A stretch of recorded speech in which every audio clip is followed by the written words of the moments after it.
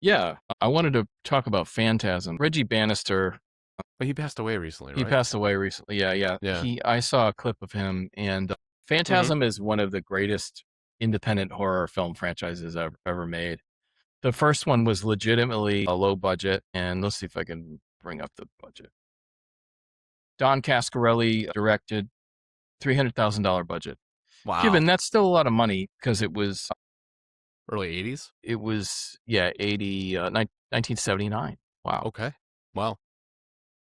And I saw an interview with Reggie Bannister, and he was a little shy about calling it art. He said something like, "Dare I say?" He said, "All we want to do is we make films for the fans, but we make films for ourselves. We love it, but we're aware of our fans, and that's what we want to do with our life. And dare I say, we make art." So he was kind of shy of calling art, but if you watch the first Phantom, it's incredibly artistic and creative, and one of the most creative horror franchises ever made. And If you're too young for it, it's the what is it? The byline is the ball is back, the ball right? is Like in back. one of Yeah, the the big sequels, and it's silver like ball that drills like people's heads. Yeah, yeah, like razor blades on the end of it or yeah, whatever. so cool. Yeah, yeah. And the tall man, it's got the tall man in it. Angus Scrimm. Yeah, He sounded very he humble was a very in humble guy. And so anyway, that is art. It's definitely within genre and art films and experimental films, underground films. That's where the art is.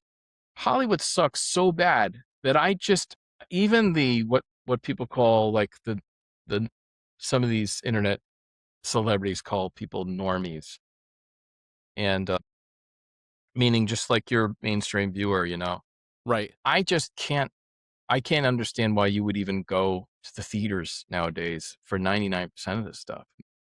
I mean, The Odyssey was fine. I watched that. Yeah, I loved that in the theater. That was great. So Yeah. yeah, but that's there's more of a there's more of a technical side to the Odyssey that made Yeah. it interesting. But for like a drama or a comedy or something, it's easily watchable online, with the exception of maybe I honestly want to support Super Troopers 3 in a theater Sure. because Yeah. because Those dudes are still going, man. Got to give them they're credit. well, that same for the same reason. Very low budget, I'm sure, even with the third iteration, not a high budget film, and it probably won't be in the theater for very long because that's just how things work these days. If it's not producing revenue, it's out and you're renting it on Amazon or it's going to stream somewhere. So all the more reason to get out there and support some of these indie films because it's just good old, like it's basically back to, this is an example, an exception to the example and rule of like raunchy, like sophomoric humor from the 80s coming, like kind of itching its way back into a film series that you're kind of like, yeah, all right, I'll watch that because this just damn funny. It's just damn funny, Yeah, well, it's the same thing for Kevin Smith. Actually, I don't think I ever watched Clerks 3, and I should. But I really liked Clerks 2 back in the day. He made Clerks 2, and that really got to me. So yeah, I mean, so, it is true. We gotta you gotta support these filmmakers. Yeah, I mean the what is it? Is it Broken Lizard? What's those guys? The Super Trooper guys?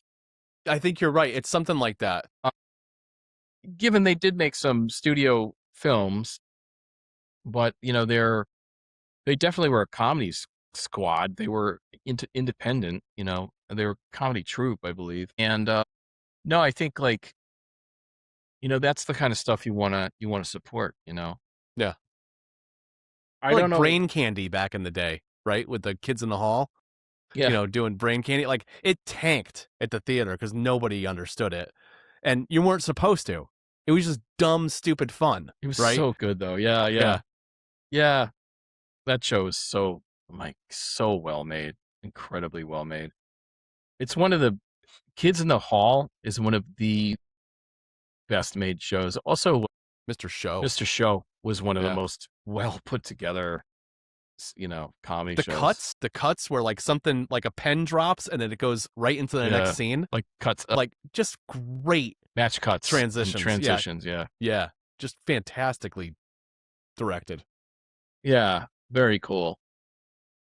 So yeah, anyway, yeah. So the mainstream stuff. I think more people are coming around now to the fact that like if you look at like physical media sales, so much of it is genre based.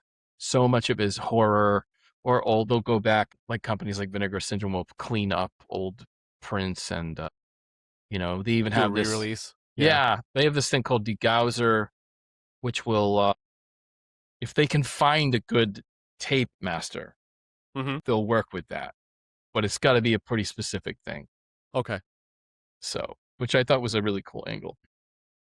Yeah. So anyway, but as independent filmmakers, composers, we got to just keep moving forward. And as I'm about to turn 50 in January, I just got to I just forging forward, keep making my films. Don't listen to fucking anyone and No. just fucking keep making my shit. Yeah.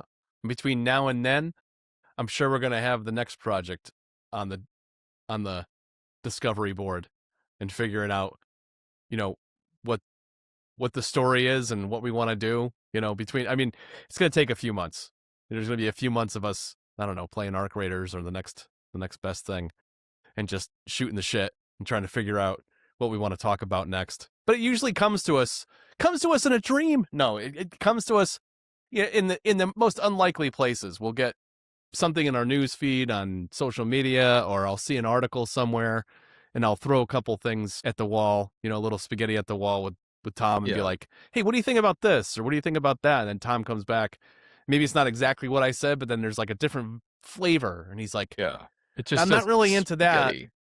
And it's like, but I want to I'm thinking maybe this. What do you think about this? And then I'm like, Well, I know for Into the Television, I know the seed of it, and the seed of mm-hmm, it was VHS Massacre 2. mm-hmm, I had done a segment about He-Man and about the yeah, Noid, which we didn't right, end up. I did we had a new version of the whole Noid thing, and we didn't avoid the Noid. There's a news story about the controversy. There was a stick up.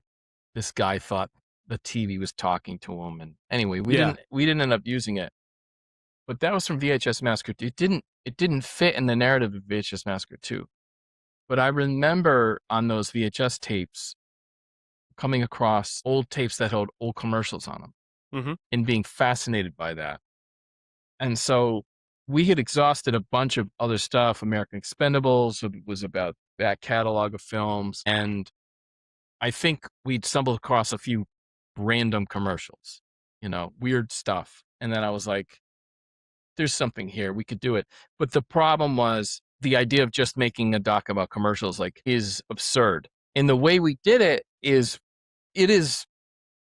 maybe not the best way to do it, but what we did is like I got together total, I don't know, maybe 50 commercials. mm-hmm, And Tim got together a roster of his commercials. We did podcasts, we watched them all, we talked about them all. 90% of that went in the bin. But maybe 10% of that, they all had stories or they affected you in a certain way. One commercial was like very like working class. It's like, yeah, you don't see that. Why is this bothering me? mm-hmm, And then someone was the sticker shock. Like there was a $2 steak at Bonanza, you know? And then there's something here, man,